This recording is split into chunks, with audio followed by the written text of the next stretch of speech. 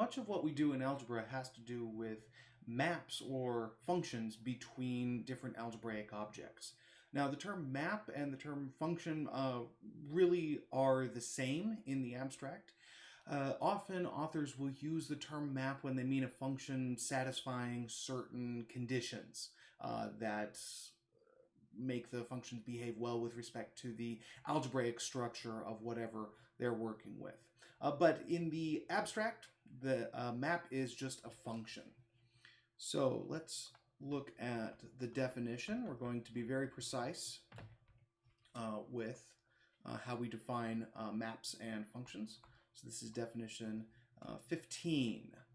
So we want to let A and B be sets. A map, mapping,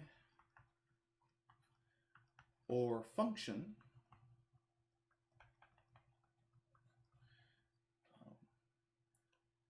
phi from A to B is a subset of the Cartesian product of the sets A and B. That is, it's a subset of all the pairs A comma B, where little a comes from the set A and little b comes from the set B.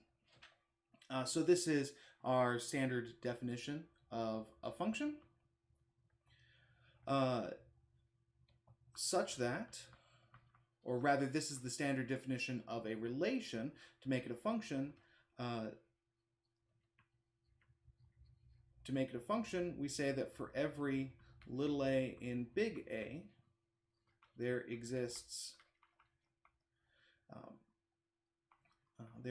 a single b in capital B, such that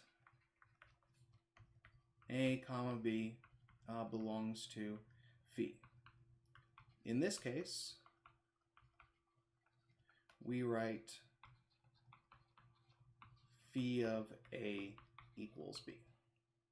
So this is standard function definition, standard function notation. Some further terminology.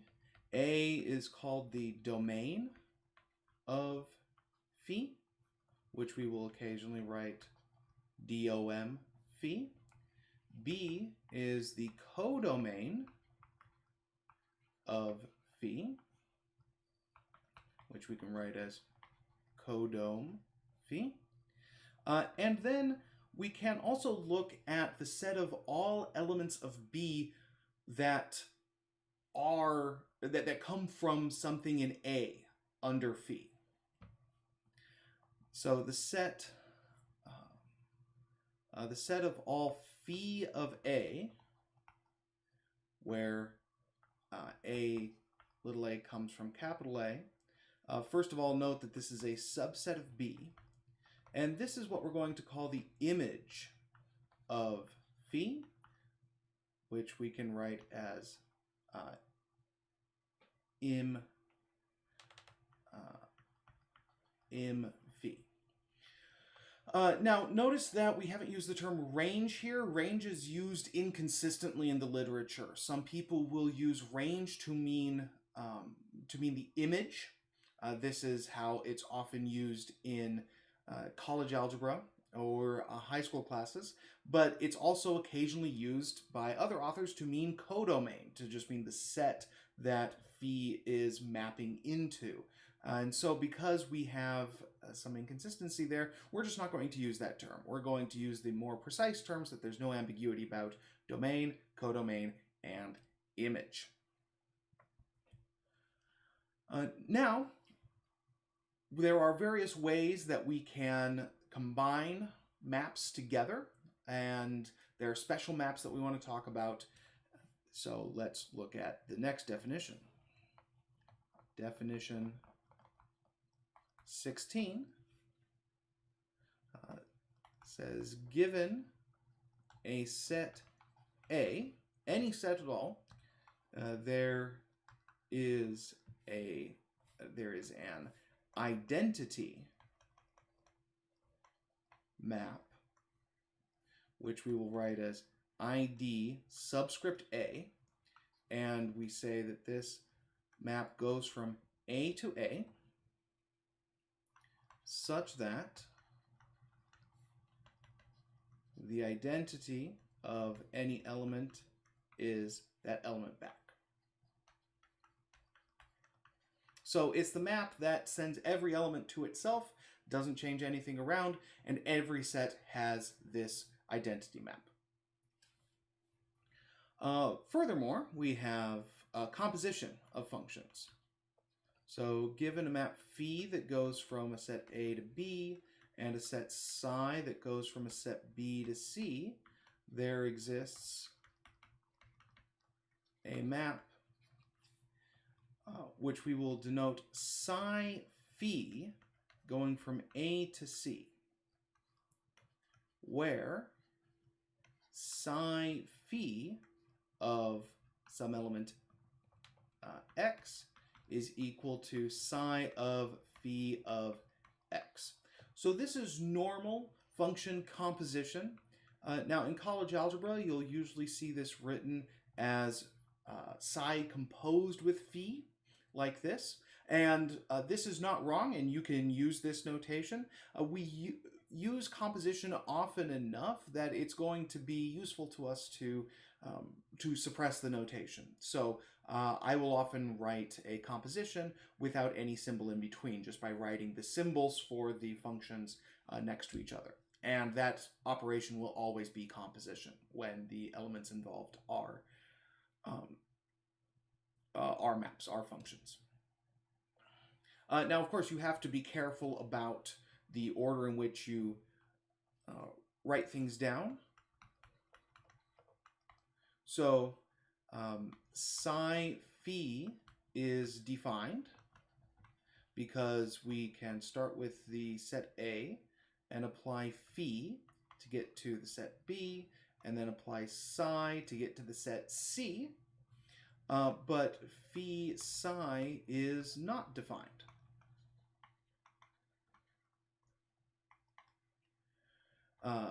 Because psi goes from B to C, and then C is not a subset of the domain of phi.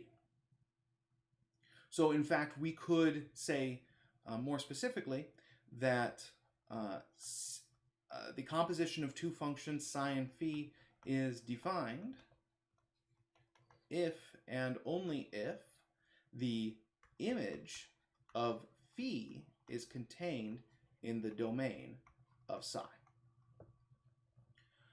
Now, do remember, just as when you looked at composition in college algebra, the way that we write down composition is a little bit backwards from how our intuition often goes. So if we write down psi phi the way that we have it here, that means we apply phi first, that goes from A to B, and then we apply psi, which goes from B to C. So when we write down a composition of functions, it means we're applying those functions starting with the rightmost function that we've written down and working to the left. And then finally, for this definition, if phi is a function from A to B and psi is a function from B to A, and phi composed with psi is the identity function on B, and psi composed with phi is the identity function on A, then phi and psi are inverses. They are inverse functions of each other, and we write that psi is equal to phi inverse with the upper negative one. So this is just saying the same thing as inverses in college algebra. To say that the composition of two functions is identity means that if I take any element and throw it into one function and then apply the other, I get back exactly the element that I started with. And if I do it the other direction, I get that back as well. One thing that's different here from the way that we think about inverse functions over the real numbers is that the sets a and b could be different. So we could talk about inverse functions where a and b are very different sets, which is a little different. All right, so next we want some properties of maps that we define. Definition 17. And we're going to define injective, surjective, and bijective. So let's let phi from A to B be a map. If phi of A1 equals phi of A2 implies that A1 equals A2, then phi is said to be an injection or injective or one-to-one.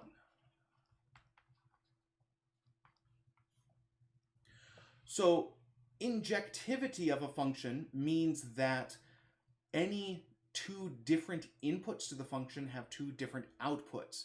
This definition says that if I apply phi to two inputs and I get the same output, phi of A1 equals phi of A2, that means that the two inputs actually had to be the same to begin with.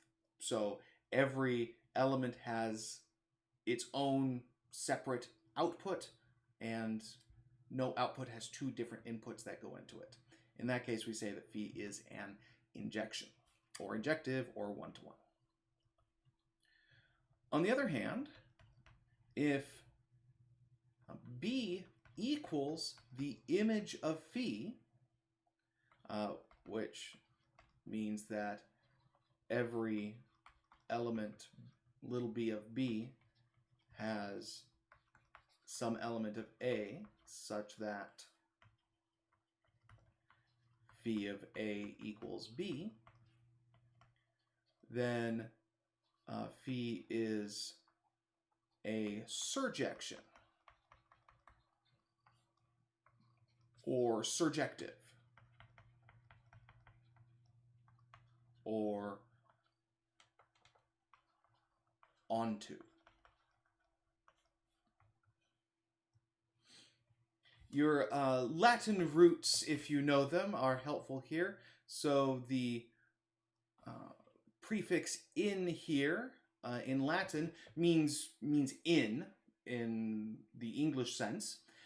And so an injection is one where each thing goes into its own element. Every thing in A gets sent to its own thing in B.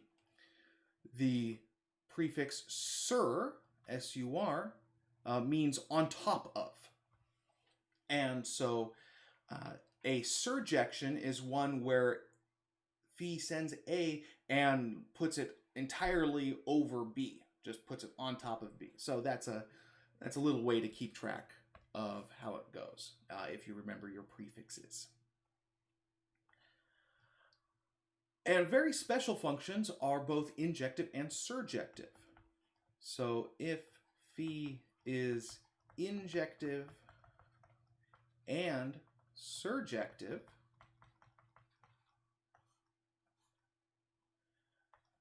then it is a bijection or bijective. And in the same theme of looking at prefixes, bi means two. So a bijection is one that satisfies the two conditions of being injective and surjective. Now, when we look at maps and we think about how they interact with each other and what happens when we compose them, these are very important questions. So let's look at a theorem which summarizes some of the most essential properties that we run into when looking at compositions of maps. So theorem 18 says if phi is a map from A to B, psi is a map from B to C, and sigma is a map from C to D, are maps, then we have the following statements. So the first one is that it doesn't matter what order you compose these maps in.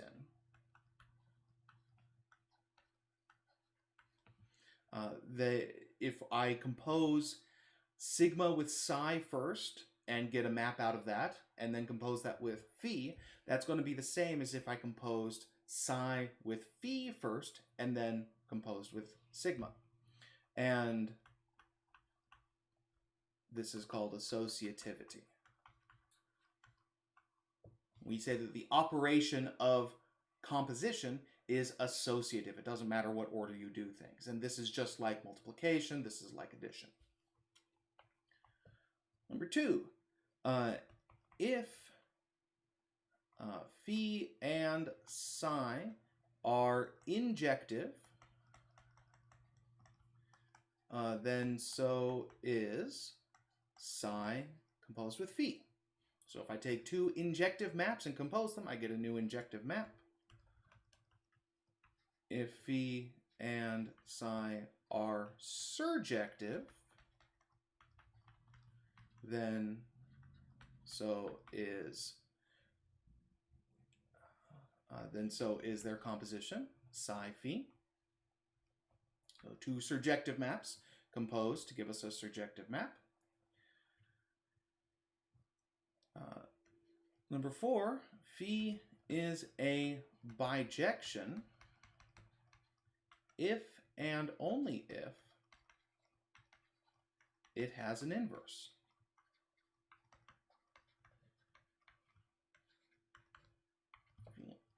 Phi inverse.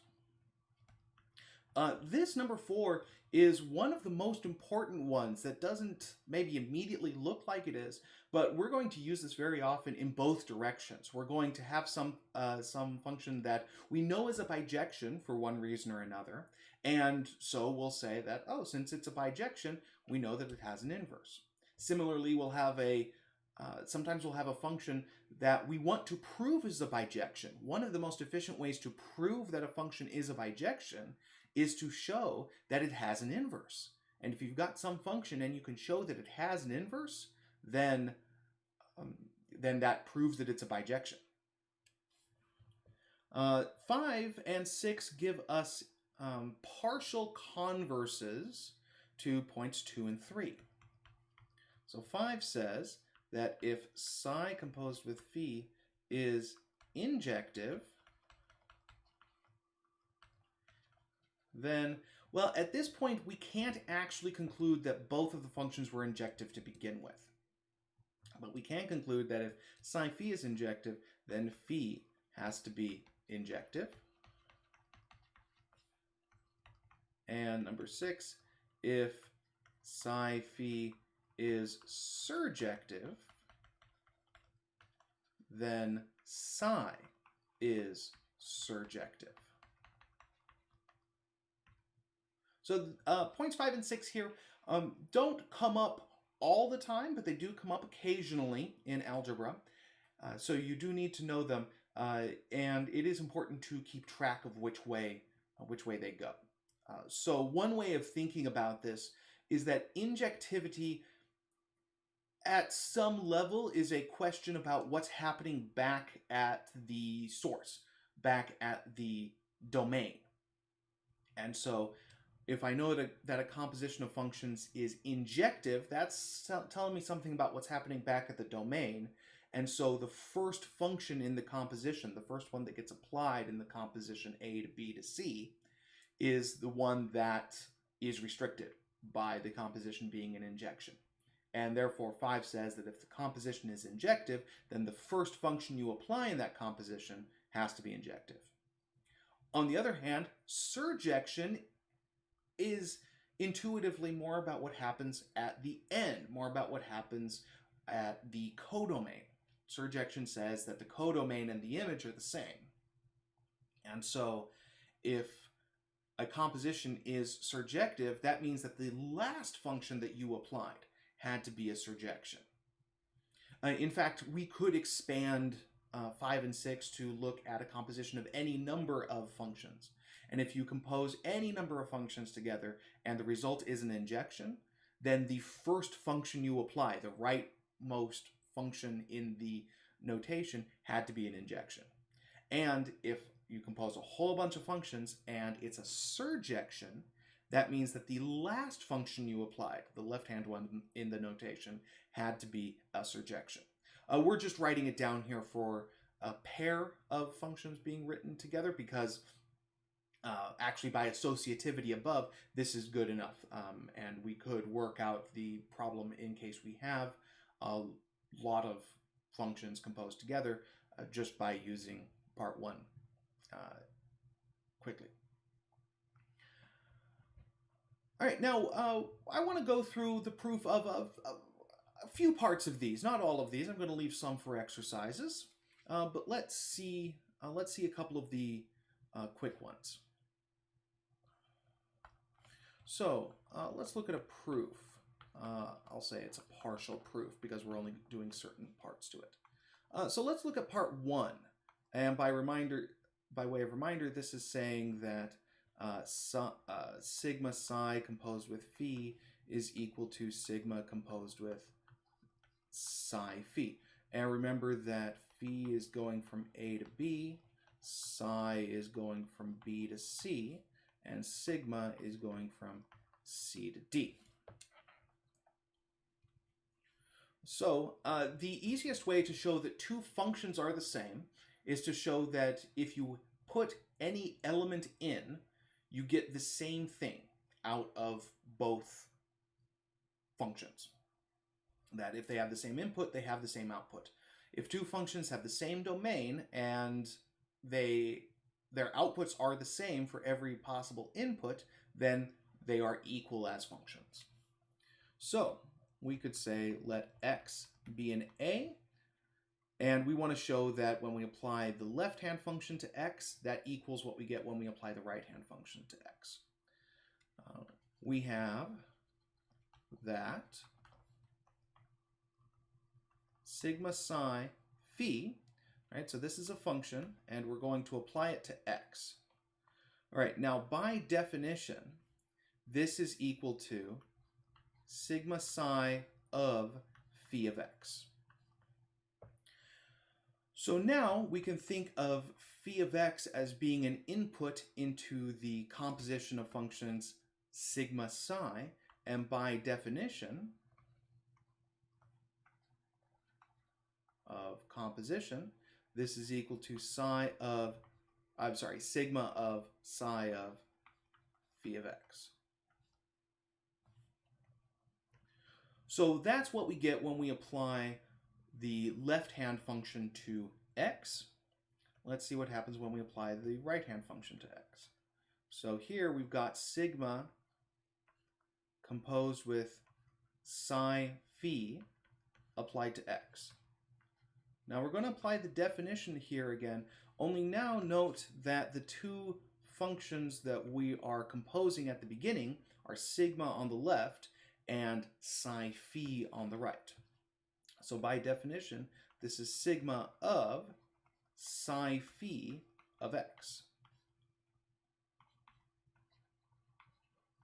Well, now we can use the definition again to rewrite the inside of sigma as psi of phi of x. That's what the composition of psi and phi give us. But now notice that these two are the same.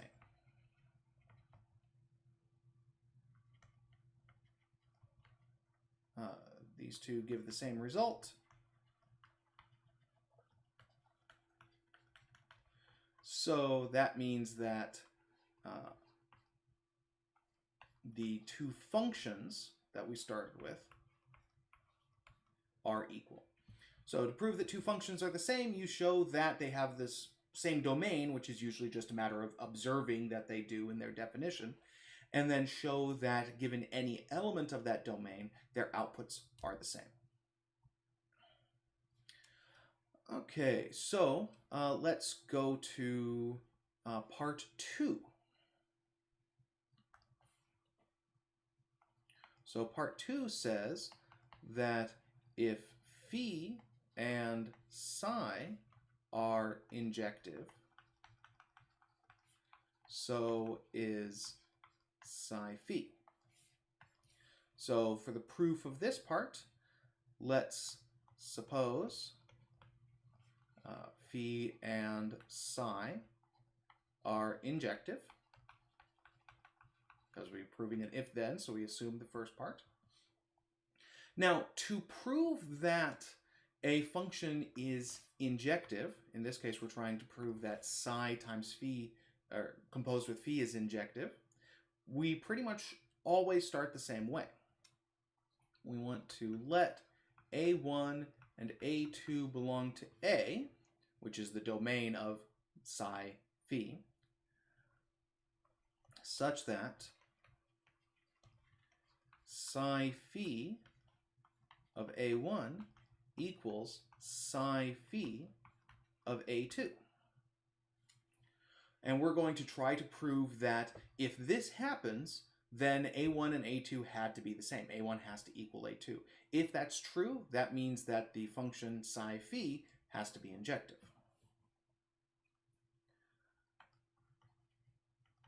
So by definition, this means that psi of phi of A1, which is just what the left-hand side means, is psi of phi of A2. Now we can use what we know. We know that phi and psi are injective.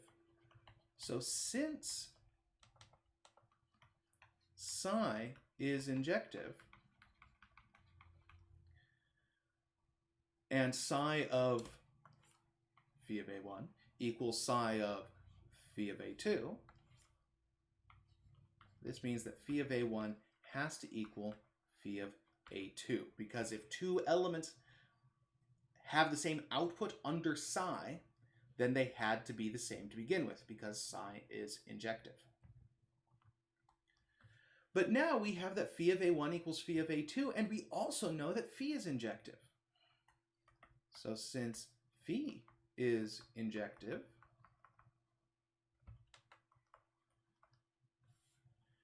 A1 equals A2. So we started off with an assumption that psi phi of A1 equals psi phi of A2. We went through our argument and we concluded that A1 equals A2. Therefore, psi phi is injective.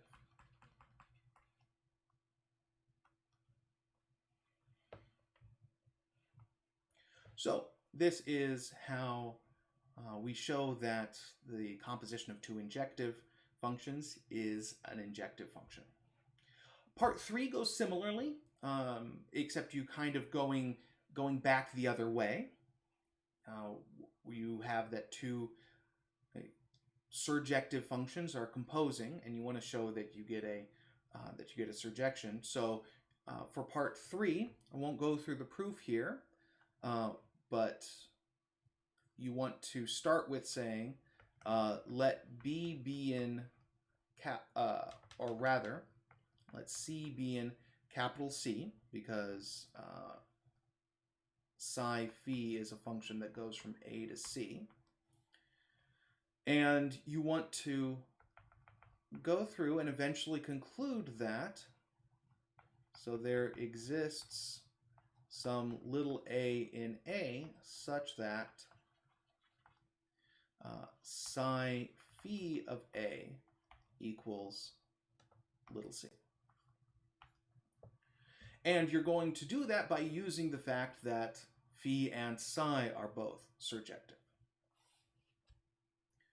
All right, last thing for today is I want to look at part 4, which remember said that phi is a bijection if and only if, I'll write it this way, if and only if phi inverse exists.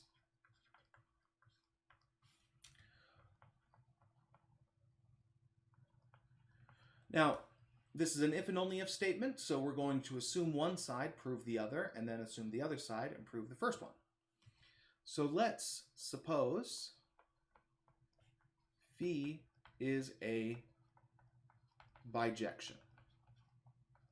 We want to prove that phi inverse exists, and the way that we will typically do that is by constructing a function and then proving that it has the right properties, that it composes with phi in the right way. Now, when we create our function that we want to claim is the inverse, we shouldn't notate it as the inverse. If I were to start by saying something like, let phi inverse from b to a be blah, blah, blah, blah, blah, blah, blah, I would be engaging in circular reasoning. I'd be assuming the thing that I'm trying to prove, which you can't do. I don't know yet in the proof whether phi inverse exists. That's what I'm trying to show. So I need to use a new symbol. Now, because in the problem we've already used the symbol psi and the symbol sigma, I don't want to use those again. I want a new symbol. So I'm just going to go ahead and use tau. So I'm going to let tau from b to a be given as follows.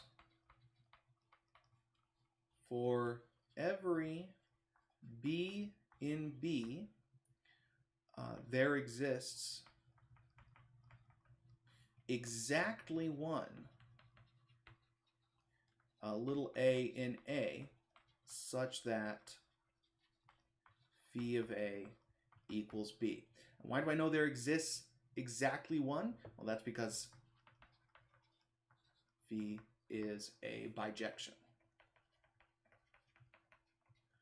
So phi being a surjection means that I know there exists at least one element a such that phi of a equals b.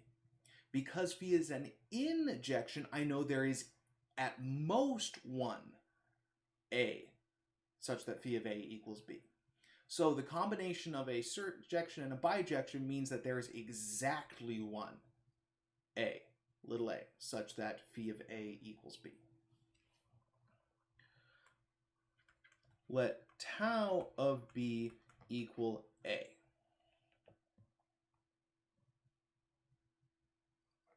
So I'm going to let tau of b equal the a that makes phi of a equal b.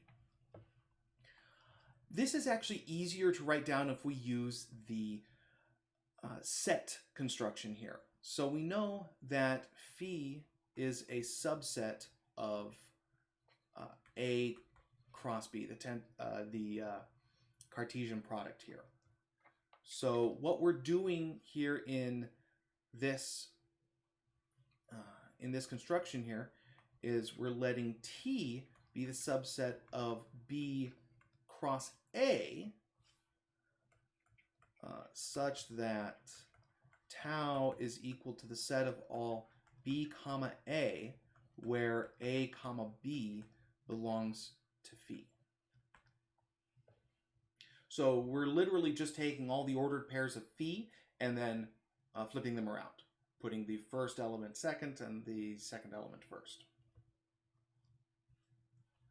So here's where we construct tau, and I'm going to claim that tau is phi inverse. In order to do that, I need to show that it has the correct property.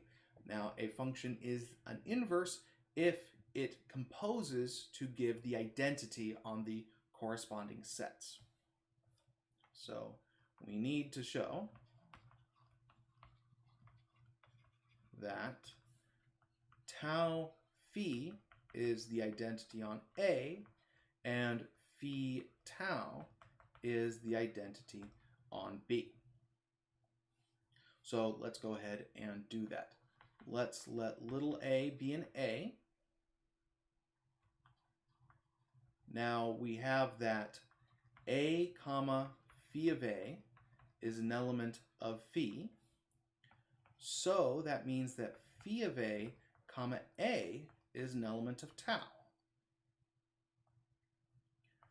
Therefore, tau phi of a, by definition, is tau of phi of a. And since we know that phi of a comma a belongs to tau, that's the same thing as saying that tau of phi of a equals a. When the input is phi of a, the output is a. So that means that tau phi is the identity on a because it matches the output of the identity function. The identity function takes a and sends it to a. Now the function tau phi also sends an element a to itself, and therefore tau phi is equal to the identity. Similarly, let b be in b, and so now this means that b comma tau of b belongs to tau. So that means that tau of b comma b belongs to phi. Therefore, phi tau of b is equal to phi of tau of b. And again, we see that the pair tau of b comma b belongs to phi, and therefore phi of tau of b is equal to b. So that means that phi tau is the identity on b.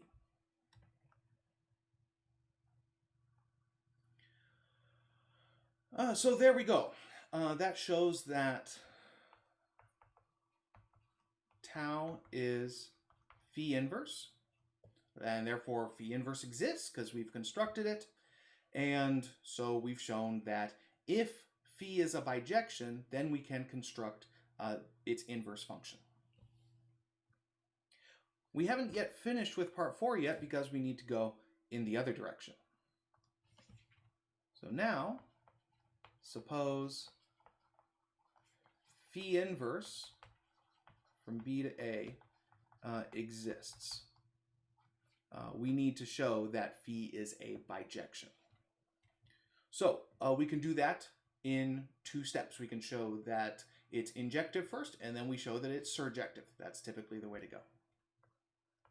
So now let's suppose that A1 and A2 are in A such that phi of A1 equals phi of A2. We're trying to show that phi is injective. This is how we start.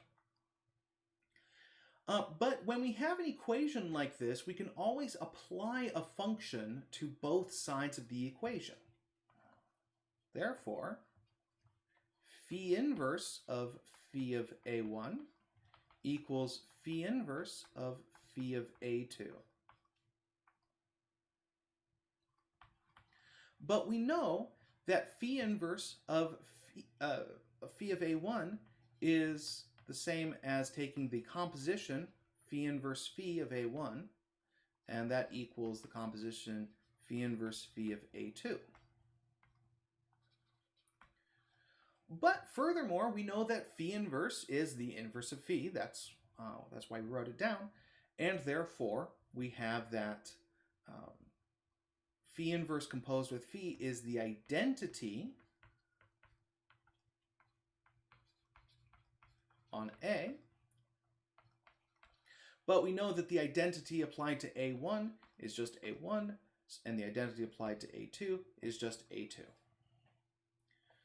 So we assumed that phi of A1 equals phi of A2.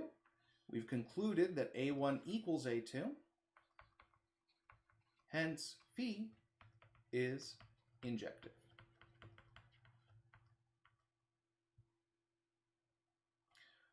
So now we need to prove that phi is surjective, and we do this the following way. Let's let B be in capital B. And we need to find some A such that phi of A equals B. We need to find something in A that maps to B under phi. So now we have that B is equal to the identity on B of B, because the identity doesn't do anything. The identity on B is the same as phi of phi inverse of B. And that's because we know that phi and phi inverse are inverses, and therefore phi composed with phi inverse is the identity on B, which is the domain of phi inverse. But we can write this down as phi of phi inverse of B. Therefore, B is in the image of phi. Now, this applies to any B we chose. We let little b be any element of the set capital B, and we got that that element is also an element of the image of phi. So that means that B is a subset of the image of phi. But by definition, the image of phi is a subset of B. The image of phi is literally only allowed to be elements of the set B. Therefore, the image of phi is equal to B, and so phi is surjective. Since phi is both injective and surjective, it is bijective. And we're done. So part 4 to this problem is possibly the longest one, but it's so essential to what we're going to be doing later that we definitely wanted to take a look at it. So that's the basics of maps and functions in general. As we move forward in the course, we're going to be considering functions that are more restrictive than just arbitrary functions. We're going to need them to satisfy certain conditions. But much of what we do is going to rely on these very general notions of just maps between sets.